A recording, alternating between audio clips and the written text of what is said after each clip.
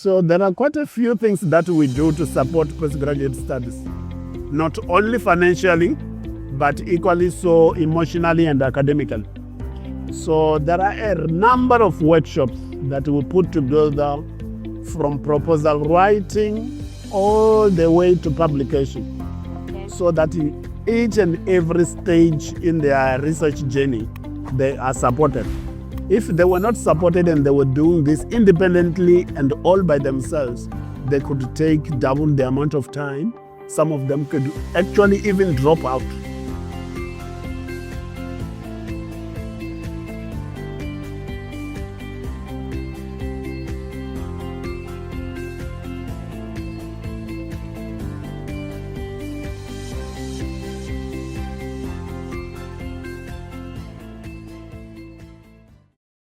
Dumelang Sanvanani Absheni Ha.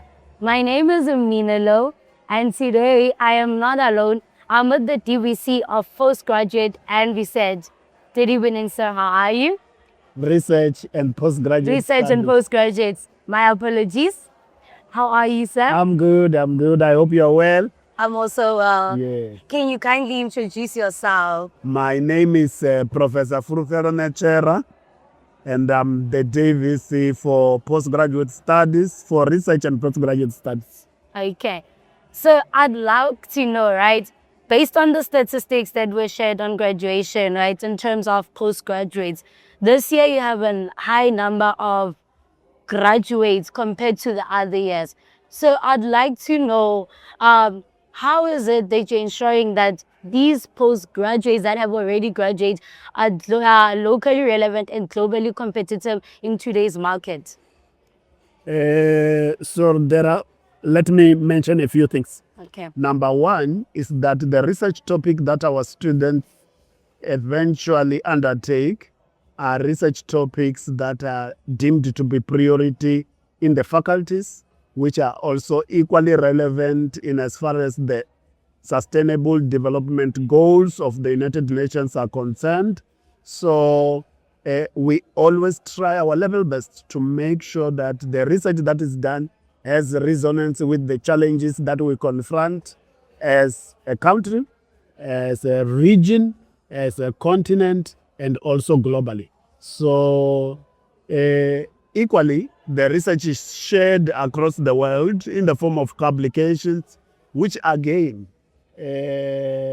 epitomizes the question of information sharing, which is very, very important in as far as postgraduate research is concerned. Okay. So we know that academics get very stressful. If it can get stressful in undergraduates, the pressure is more in postgraduate. So what is it that the university is doing to support the postgraduate students in terms of financial aid and mental wellness? Yes, so there are quite a few things that we do to support postgraduate studies, not only financially, but equally so emotionally and academically.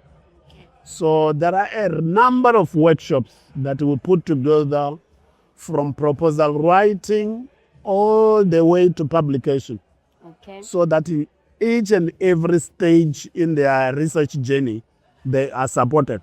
If they were not supported and they were doing this independently and all by themselves, they could take double the amount of time. Some of them could actually even drop out and not finish their studies. So that is very, very important support system that we have. But we also have bursaries. We do give a lot of scholarships to support our students. We even at times go an extra mile to support our students with conference attendances, especially those students who have published papers. We give them an opportunity to go and present their papers overseas with the support of the university. Very interesting. So in terms of postgraduate, maybe a person who has done their master's and PhD and they decide that they don't want to become an academic anymore and they want to go into the working field, what help do you give to them? Yeah. So we do understand that not all graduates are going to become academic. It is also important that they don't all become academics. Okay. So they should get their qualification and go and be good professionals in the municipality, in provincial government, and even in private companies. Because all of these organizations require competent people, well-trained graduates. So we contribute directly to the performance of our government and our corporates. Those that we retain in academia, of course, they will also become supervisors of future students. They will continue to do more research work, which is exactly what we want. But we also encourage at all times that those who go to corporate and public sector continue to do their research with us so that they don't abandon us completely and have their qualification as the last thing that connects them with the university. They should continue in the journey of partnership with the university, even when they are outside the university. Continue to supervise students, continue to do research in partnership with other academics and students, and that is the only way of giving back, plowing back into future generations. Okay. So in terms of the tools that the postgraduate students use, how do they differ from the ones that the undergraduates have access to? So undergraduate studies and postgraduate studies are completely different. Because at undergraduate studies, you are given textbooks, you write tests and assignments, and you are led by your lecturer. In postgraduate studies, you are independent. Okay. You are supposed to take the lead. If you don't do your work, your supervisor is not going to follow up with it. They may leave you alone. So you should take the initiative, invest a lot of time into doing your research. So if you don't have that initiative, then chances are that you will never complete.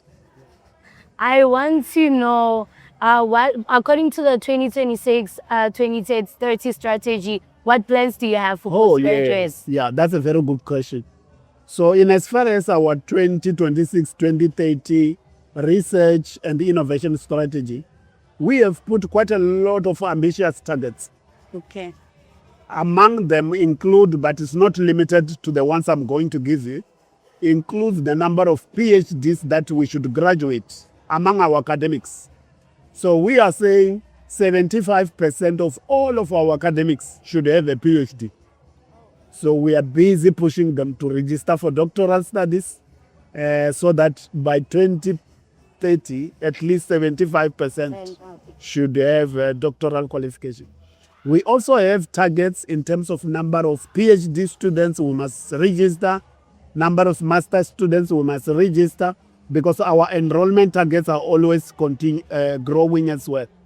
We also have targets in number of publications that we must generate, number of business startups that we must support from among our students. So if you look through that research strategy document, research plan, you will realize that we have got very ambitious targets. If we can achieve all of those targets, I can promise you that Univen of 2030 will be miles apart from the Univen that you know today. Okay. Thank you so much for having this interview with me, and wishing you all the best in the strategy, and hoping that by 2030, Univen will be different. Thank you very much for the interview. It was my pleasure. Okay. So there are quite a few things that we do to support postgraduate studies, not only financially, but equally so emotionally and academically. So there are a number of workshops that we put together, from proposal writing all the way to publication, so that in each and every stage in their research journey, they are supported. If they were not supported and they were doing this independently and all by themselves, they could take double the amount of time. Some of them could actually even drop out.